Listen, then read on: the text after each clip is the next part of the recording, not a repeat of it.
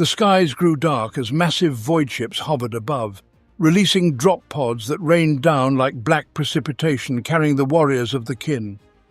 On the ground, mobile fortresses known as Hecaton crashed through enemy barricades, their hulls withstanding enemy fire. Nearby, light vehicles maneuvered to flank the enemy, targeting their strongholds. As the outer defensive positions fell, teleportation signatures flashed across the battlefield, and armoured infantry charged into the fray, intensifying the fiery barrage. Enemy war units' hulls melted under the barrage of energy beams, and their living forces disintegrated from plasma volleys. With a unified purpose, the warriors assessed threats and neutralized them one by one. Chthonian berserkers and heavily armed hearthguards breached the shattered fortifications, eliminating anyone caught in their path. Quickly, the battlefield was strewn with scattered bodies and the spoils for which the kin had come. Today, we will focus on them, the squats. More precisely, we will discuss the leagues of Votann, as the term squat carries a sense of derogation. Our story concerns the proud abhuman representatives who once, alongside all of humankind, colonized the galaxy's core. These are the ones who aided both Horus and the Emperor during the Horus Heresy's bloody battles. They are those who waited 30 years to return to the Grand Warhammer. We speak of the kin of the leagues of Votann. The kin are short, robust humanoids who have settled numerous worlds near the galactic core. While these planets may not have high population densities, they are significantly more advanced than the worlds of the expanding Tau or the degenerating Eldar. For millennia, they have defended themselves against hostile races, occasionally trading with them, and more rarely, fighting alongside them as mercenaries. Each generation is born with the aid of a machine called the Crucible, which uses extensive genetic data to produce a stable and diverse population. Their numbers are further supported by Ironkin, mechanical intelligences housed in robotic bodies designed to assist their flesh and blood counterparts. To the kin, these mechanical intelligences are considered equal members of their society, both in peace and in war. It is unlikely that any race in the galaxy can rival the kin in terms of physical resilience, spirit, and intellect. They are tireless and extremely conservative, making them formidable foes and invaluable allies, as it is difficult for representatives of other races to sway them otherwise. Family, society, and the survival of their species are their foremost concerns.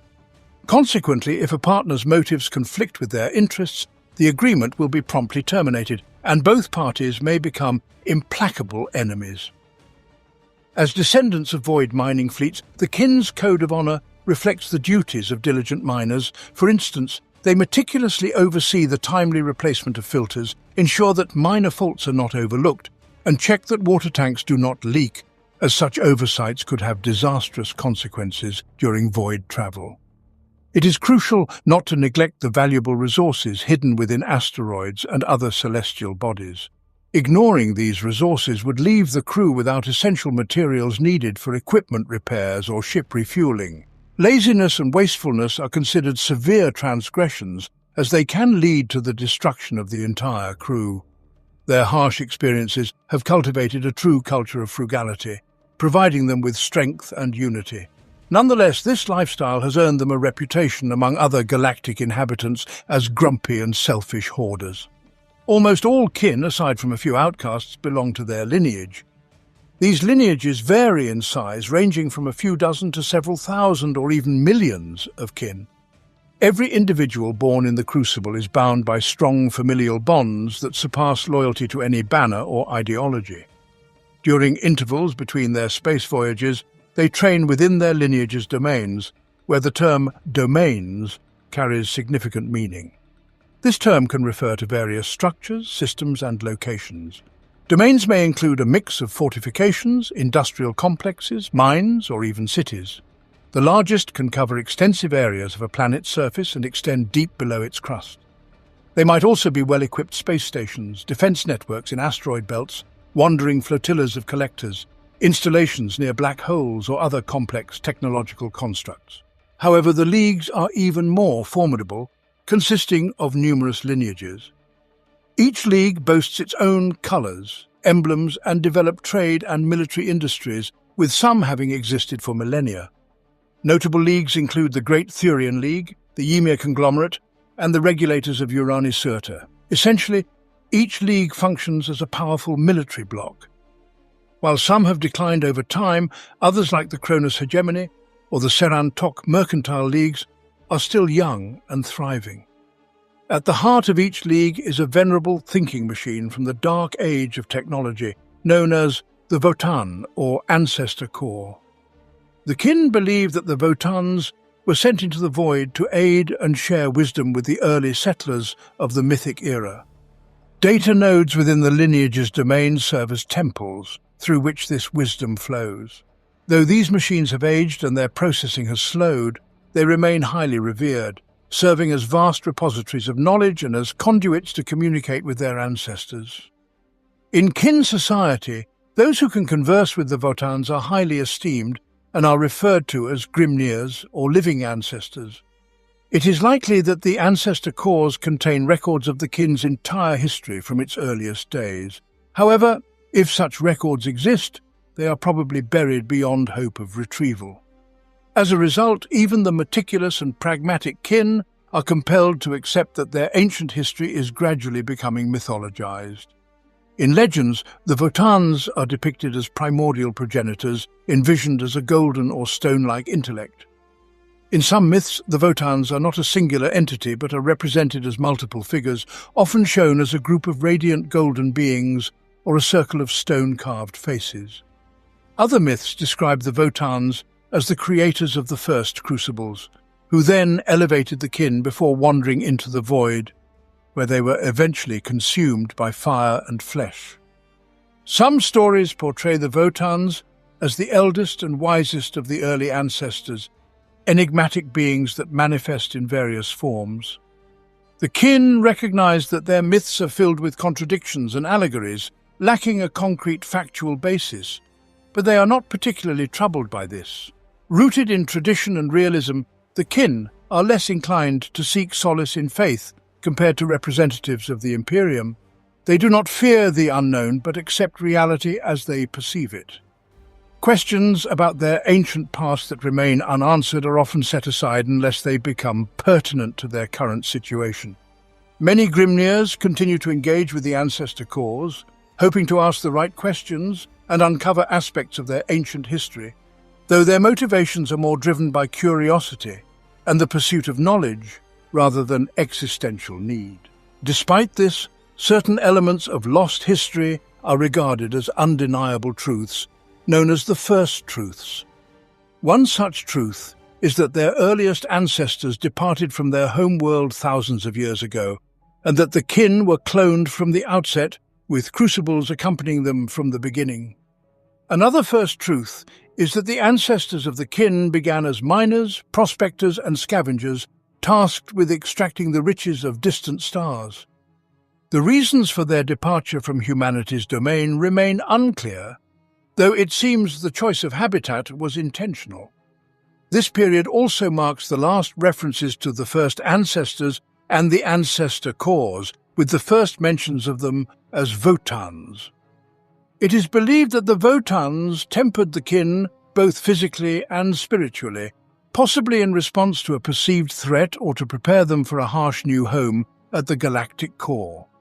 Cloning provided the kin with denser musculature, sturdier skeletons, a high count of red and white blood cells, exceptional internal strength, and remarkable physical endurance. They also underwent some metaphysical changes not visible to the naked eye. Their souls do not radiate as brightly in the warp as those of ordinary humans, and they do not exhibit uncontrolled mutations. Only those with special abilities can activate barrier technology, allowing psychically active kin to interact with the empires. Consequently, instances of chaos possession among the kin are extremely rare.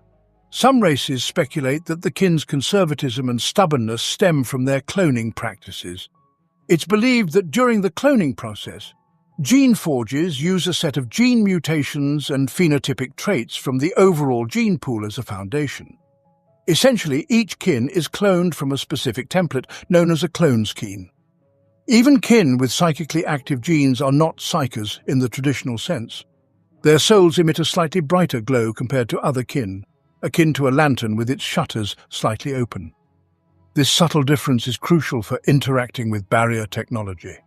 Artifacts such as ancient staffs and amulets come alive when touched by a psychically active kin, emitting a gentle hum and a cold, spectral light.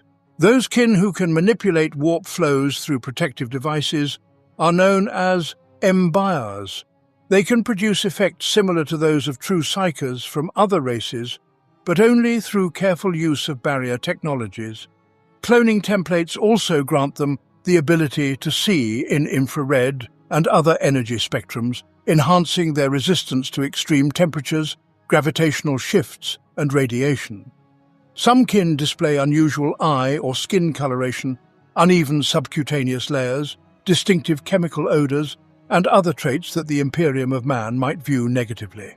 For the kin, these are seen as signs of valuable abilities and are highly regarded by the cloning guilds, marking them as favored by the ancestor cores.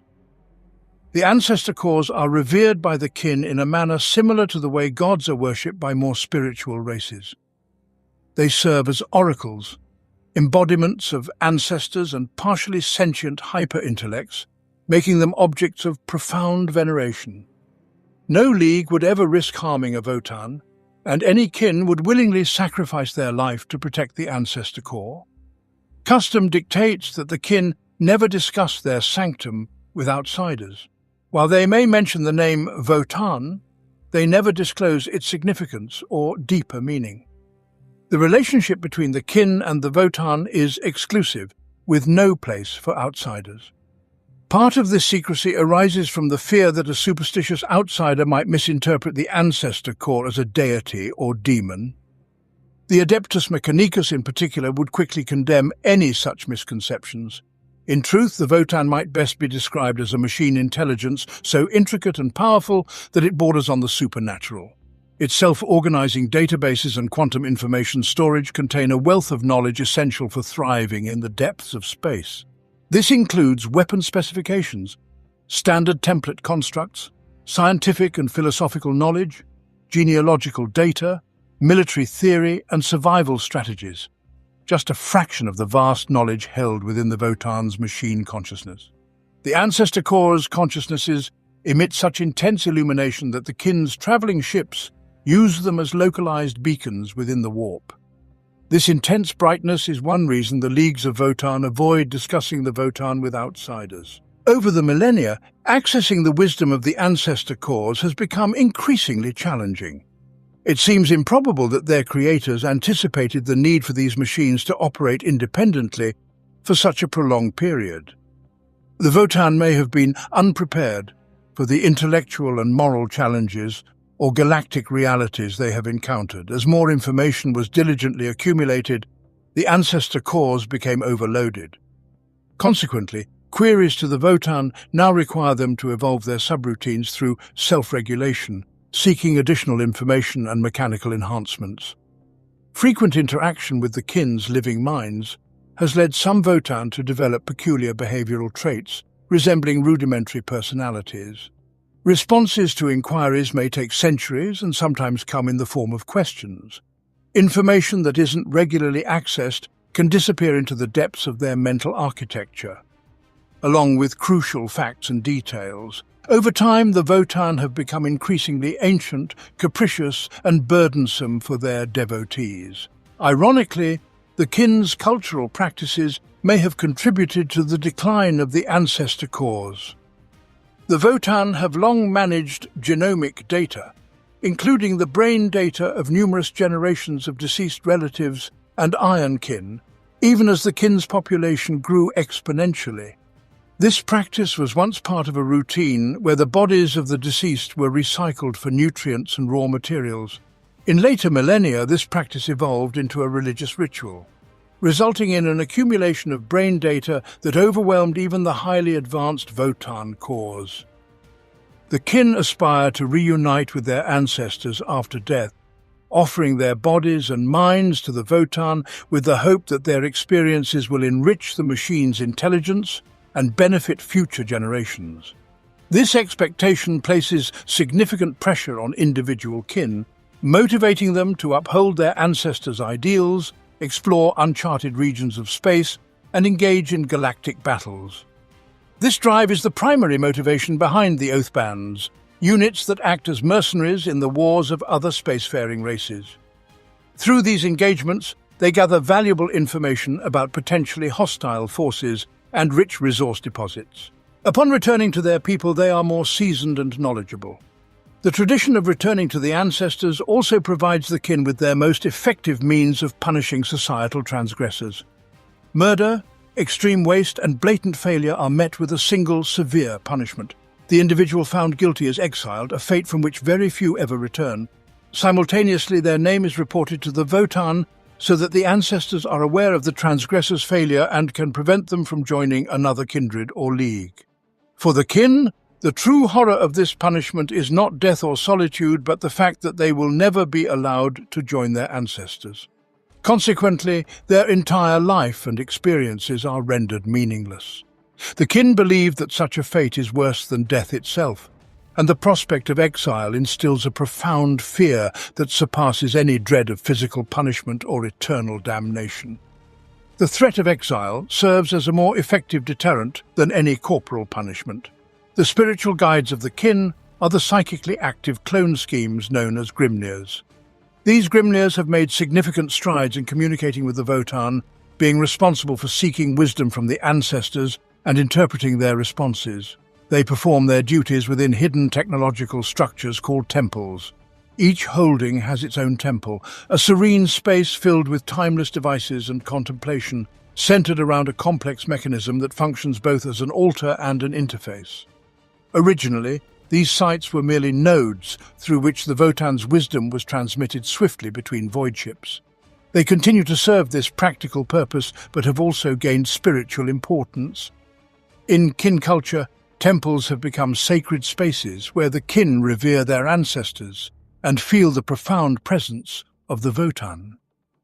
Through mysterious technological processes, some temples have reportedly developed their own intelligence and transformed into Votann themselves. Such occurrences are believed to signify a special blessing from the ancestors for the clan involved. For millennia, after establishing the first holdings near the galactic core, the kin chose to remain in this region. However, they were periodically visited by fleets from the Martian tech priesthood or the Eldar. Some sought the region's riches, while others investigated asteroids ejected from the supermassive black hole. These ships now drift abandoned in the swirling vortices of galactic energy surrounding the universe's center. In contrast, the kin thrived. With their unique physiology and advanced technology, they adapted well to the harsh environment. Their Chthonian mining guilds were particularly resilient, and their intrepid prospectors excelled in extraction. Under the light of blood-red stars, their particle gatherers literally disassembled newborn stars, reprocessing the material to isolate highly active elements beyond the reach of many. The chthonic-sized void ships literally tore planets apart, constructing processing stations connected by stone umbilicals stretching several kilometers. Cosmic radiation and ancient belts of hard particles were channeled into massive plasma conduits and collected with atomic scoops, then reprocessed into essential materials for the kin's survival. Successive leagues emerged, with ships battered by solar winds navigating trade routes between planets. On populated worlds, more and more clan holdings were established. Life was arduous, but their efforts were amply rewarded, with the kin clearly benefiting from environments where other intelligent species could not survive. Nevertheless, the Votann leagues did not limit themselves to their native region. The bold among them sought to establish trade with other species. Kin culture holds that to honor the ancestors, one must live fully and explore all possible knowledge. This belief motivated kin fleets to venture across the galaxy. Consequently, the kin became mercenaries for various races, acquiring valuable knowledge to present to the Votann. Between expeditions and trade ventures, the leagues encountered several major galactic powers. However, these interactions were mostly confined to minor skirmishes between fleets. The kin chose to remain reticent, hiding the true extent of their clan's holdings and the nature of the Votann. This secrecy led many in the Galactic Imperium to mistakenly identify certain clans or leagues as previously unknown xenospecies. Even Imperial records cannot determine how many nomadic fleets of unidentified xenos and discovered abhuman enclaves are in fact kin. The Imperium, familiar with them as the derogatory term squat, classifies them as abhumans. This classification avoids the stigma of being labelled xenos and places them among the representatives of the Imperium of mankind.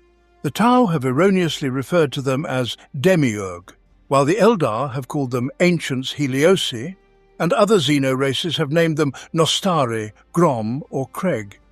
The kin regard these misclassifications with both amusement and disdain. Their own records confirm ties with ancient pre-imperial representatives. Despite this, the leagues of Votann maintain a cautious approach with the Imperium, and neither the God Emperor nor the Omnisire are worshipped by them. Consequently, the squats avoid the Imperium's blessings, viewing them as symbols of death, stagnation, and decay. Alongside their research, trade and mining activities, the kin participate in countless wars.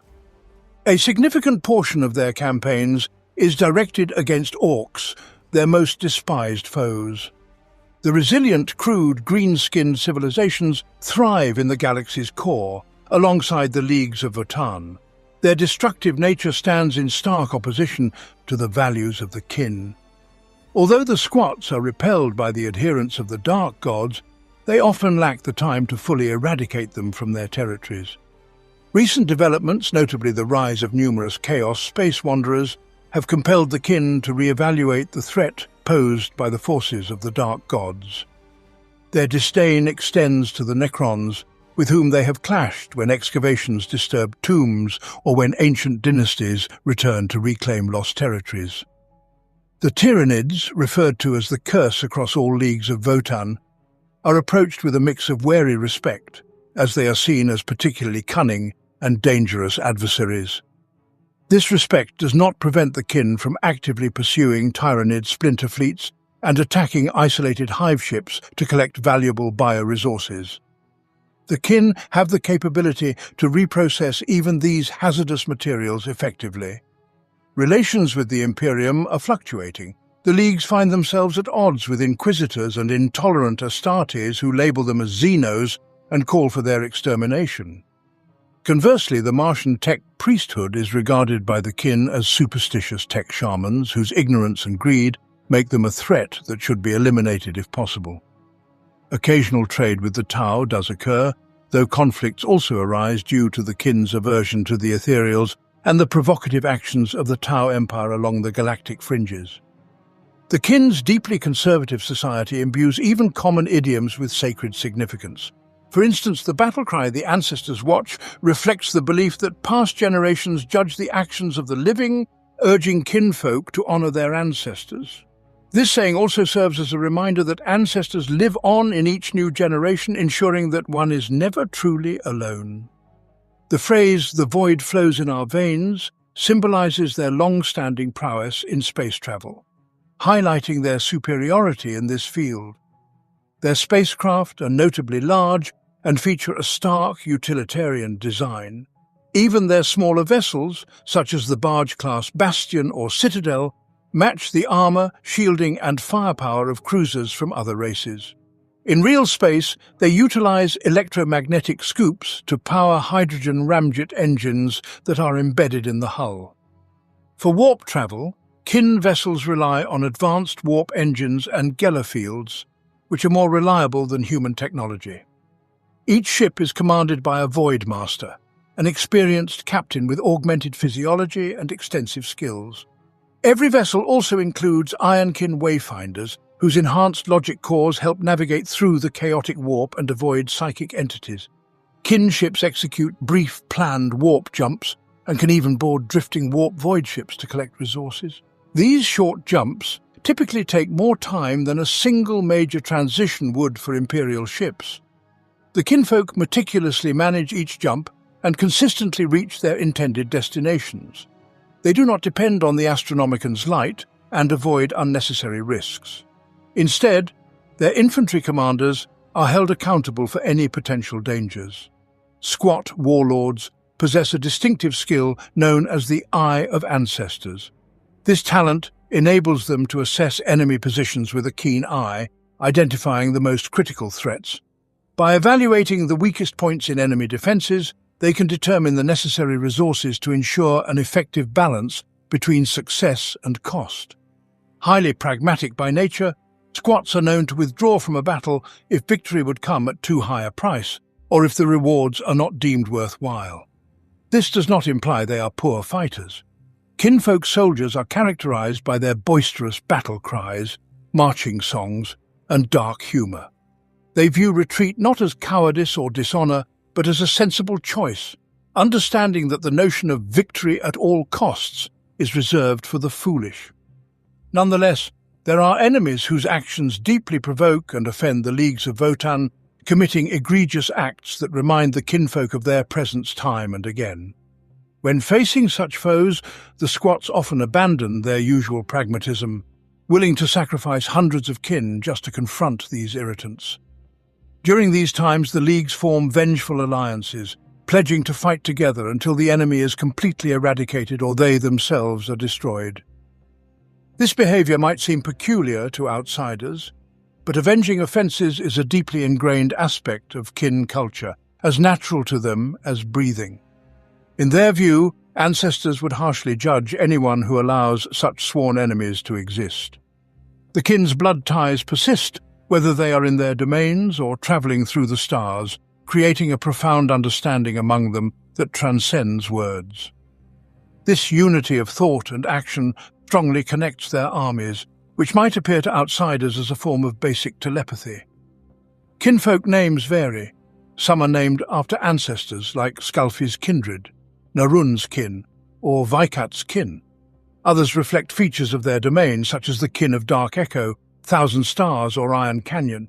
There are also simpler names like kin of 6 or kin of 11. Certain names reflect the kin's professions, such as the kin of Starfarers or the kin of Orc Slayers. Occasionally, names combine these elements, resulting in titles like Yot's Black Pillar's Kindred, or the Kindred Stoic of Night Gulf.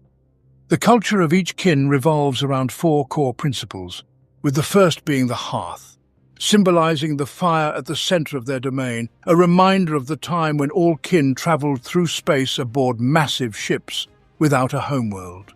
The hearth represents a blazing reactor that fuels the defense of the domains, supplying both light and vitality.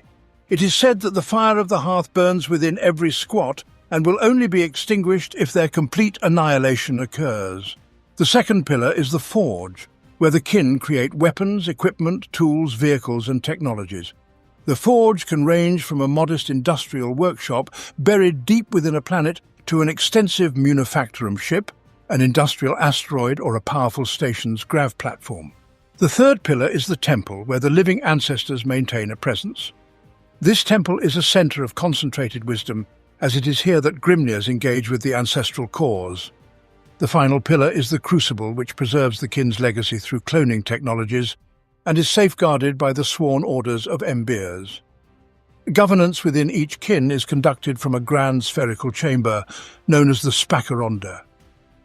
Within the Spacaronda, the hearth's light converges with the ruling council of guildmasters, senior kinhost officers, and revered Grimnirs. Despite their strong bonds of brotherhood, the members of the council are notably stubborn and prone to heated debates. They often find it easy to align with differing opinions, particularly in disputes between the kin guilds. These guilds are deeply integrated into kin society, akin to ore veins within rock strata. Each guild comprises kin engaged in specific activities within the domain and is led by guildmasters who establish standards for accreditation, craftsmanship, profits, and tithes. The most distinguished guildmasters also participate in the Hearth Council of Spacaronda. Guild membership is voluntary, but those who choose to work independently are often viewed with suspicion by guild members. Conversely, free labourers lament the entrenched guild system. In theory, guilds were created to foster fair competition based on skills and abilities rather than kinship, but in practice, larger guilds frequently seek to expand their influence beyond the kin's domain. When multiple large kin join forces into a guild, rival factions often emerge. This rivalry can extend into neighbouring systems, with competitors financing expeditions of oath-sworn orders to resource-rich regions. In such cases, representatives of other races may find themselves caught in the crossfire, though this concern is of little consequence to the squat guilds. Despite their unpredictable nature, the guilds are invaluable. They facilitate trade and transit among kin, offer organizational management, and provide support across all leagues. Guilds enhance various functions, from mineral extraction on stars and gravitational hydrofracture deposits to military supply chains, spaceship repairs, provisioning, and food production. They also improve the construction of homes and fortresses through the competitive drive and high-quality standards they foster. The kin are not susceptible to human weaknesses like bribery, making this system highly effective for them. Ultimately, the leagues themselves are the strongest and most significant formations. The first leagues began as military alliances formed to protect the core of the ancestors, naturally evolving from long-range mining fleets that settled in the galactic core. Over time, these leagues developed into mutually beneficial allied entities akin to stellar nations. The colours and banners of these domains gradually evolved into heraldic designs. Consequently, every kin within a league has the right to display these symbols and designs in any manner they choose, as long as it conveys the appropriate respect. The military forces assembled under a league's banner are known as the kinhost. Within the diverse armies of the squats, elite Einheers, artillery and war machines, as well as auxiliary units such as the Ironkin and Chthonian mountaineers, are organized into various oath bands. When a league's kin mobilize for full-scale warfare, they are led by the Botanical Council of the Kinhold. This military command body is composed of the most esteemed and respected heroes. The council often includes the High Carl, the Forge Master Brochiers, who command all Brochiers, the Grimnir Lord, who oversees all Grimnirs in their communion with the Votann, and other high-ranking kin figures, including certain guild masters and their advisors. However, the Botanical Council usually convenes only for major conflicts, particularly when the kin face direct and potentially existential threats. During less critical times, parts of the kinhost's forces may be led by junior leaders such as Carls, Brochier Iron Masters, Living Ancestors, or even fleet commanders. The core of the kinhost consists of line soldiers known as hearthkin. These dedicated soldiers often have secondary civilian roles and interests that they pursue during peacetime. Despite this, they train with the same intensity as elite warriors from other races. The kin's commitment to excellence means that their training and dedication result in the hearthkin having exceptional discipline and combat skills. Prospective hearthkin must pass a series of rigorous trials before joining a squad. Candidates for line soldiers are typically resilient, quick thinkers, swift in action, recover rapidly from injuries and possess the ability to see in low-light conditions. Many hearthkin benefit from enhanced organs or limbs, Neuralink chips, ocular targeting implants, and other upgrades. The kin's forges prioritize equipping their soldiers over other duties, ensuring that hearthkin are outfitted with tempered void armor and a range of weapons, including bolters, autoguns, and ion blasters. Distinguished soldiers undergo further training to handle specialized weapons, such as L7 rocket launchers or Etakan plasma emitters, or to serve as scanner operators and communications officers for their comrades. When a kin shows exceptional resolve and a talent for leadership, they are appointed as a Thane, a role akin to squad leader. This position is both an honor and a significant responsibility, and a newly appointed Thane is expected to uphold the trust placed in them. Field medics are a common sight among the kin.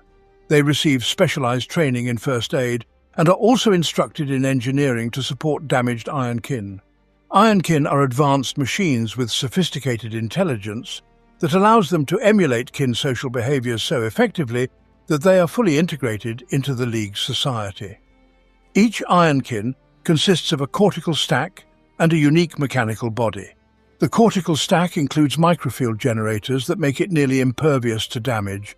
The Ironkin's body is designed for various roles within society, whether as a generalist, strategic advisor, shock trooper among the Hearthkin, mining support unit member, cargo handler, combat pilot, or any other necessary function. Their mechanical form is as personal to them as a biological body is to an organic being. When damaged, an Ironkin's body requires repair rather than replacement, with a special emphasis on preserving the integrity of the cortical stack.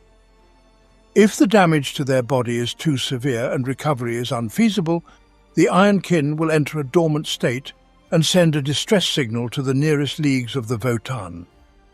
Ironkin aim to support their organic kin in all aspects of life, reminiscent of ancient human societies. However, they are not subservient. They naturally find and excel in their designated role within the League.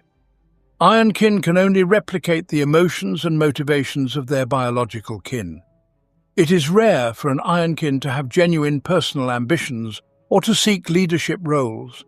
Although they may display simulated emotions such as pride, camaraderie, bravery, empathy, or anger, these are intended to enhance their social integration with their organic counterparts. In battle, Ironkin fight alongside their organic kin as Hearthkin and often support Brockers with technical assistance, joining the fight themselves when necessary.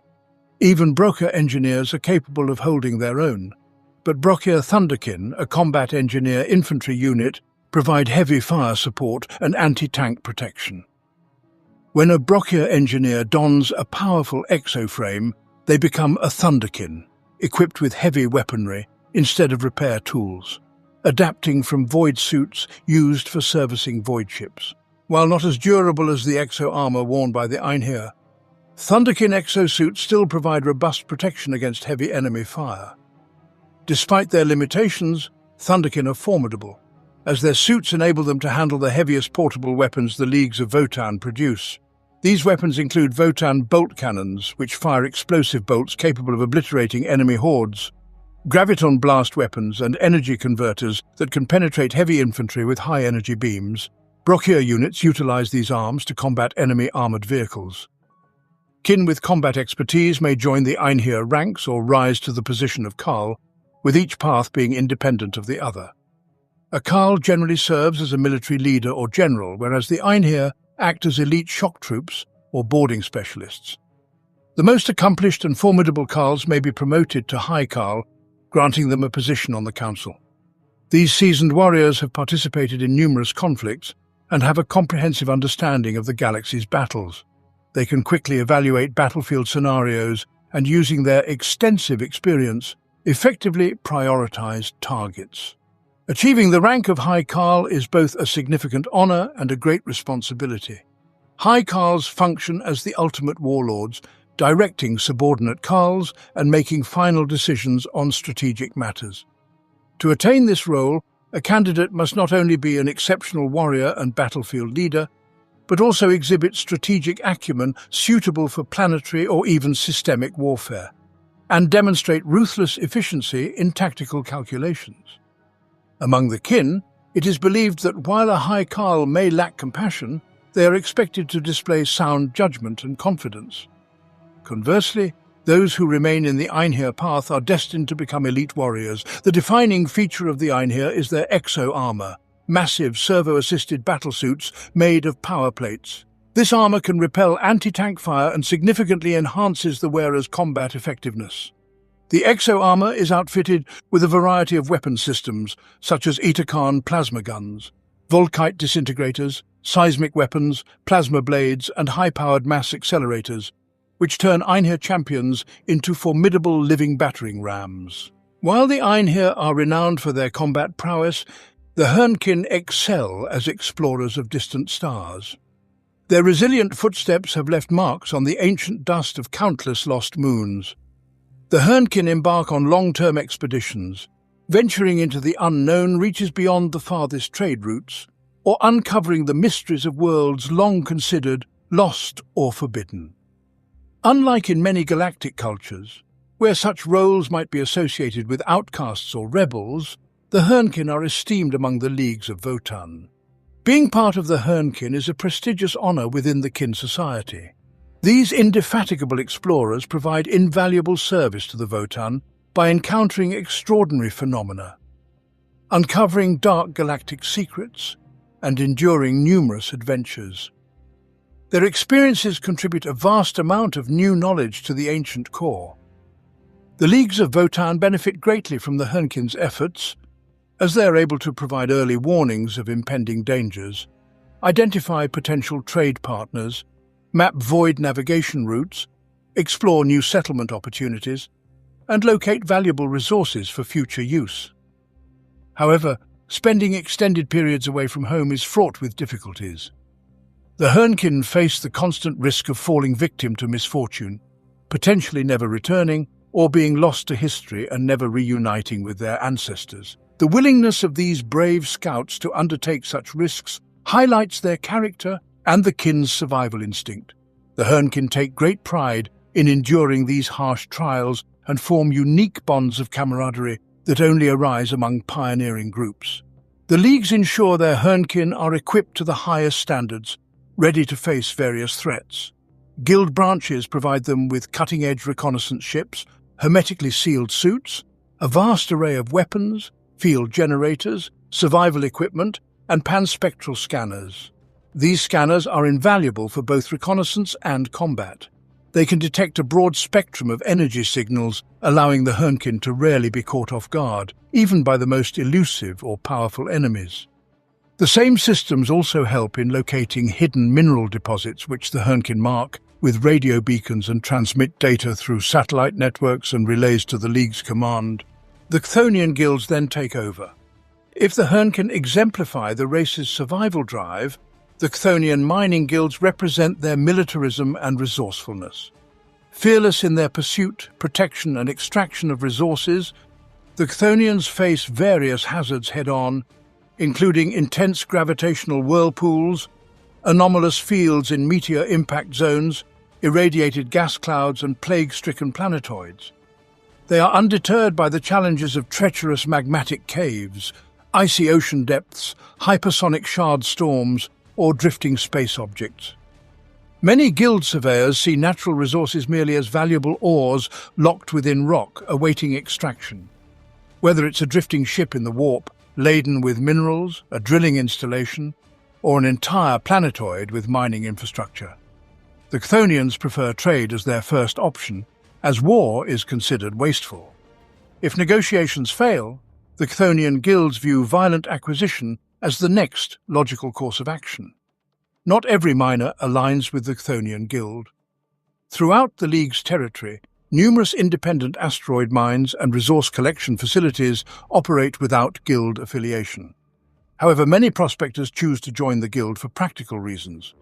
Most Chthonians are affluent and command their own fleets of heavily fortified ships, giving them a competitive advantage in the quest for the most lucrative areas of space. Guild members are well adapted to harsh conditions, with dense bone structures, high resistance to radiation, and the ability to detect esoteric energy spectra. Moreover, they willingly undergo multiple surgical enhancements, including reinforced cranial plates, advanced bionics, synthetic organs, and other mechanical upgrades designed to help them endure extreme environments. The most resilient of these miners are known as luggers, who are capable of carrying substantial loads. Resource extraction is often on a grand scale, with tectonic rifts causing mountain ranges to upheave, worlds to fracture, and stars to fade under the influence of Chthonian stellar siphons. While humanity may view these activities with a sense of superstitious dread, the squats refer to them as mining through atomic exploration and transetheric reincarnation. Combat zones do not deter the Chthonians from extracting resources. They readily deploy atmospheric engines, force shield generators, and heavily armored excavators to protect mining sites. Chthonians also enjoy working alongside Ionkins in roles such as sappers, combat engineers, line defenders, and foot soldiers. Chthonian berserkers particularly relish the chance to wield their thunder hammers and heavy plasma axes against enemies, demonstrating their endurance as luggers. Another crucial component of the kinhost is the Oath Band. This diverse military unit can consist of various types of warriors, including Ionkins, Hearthkins, and Chthonians, who unite under a shared oath. Oath bands are not constrained by size or tactical composition.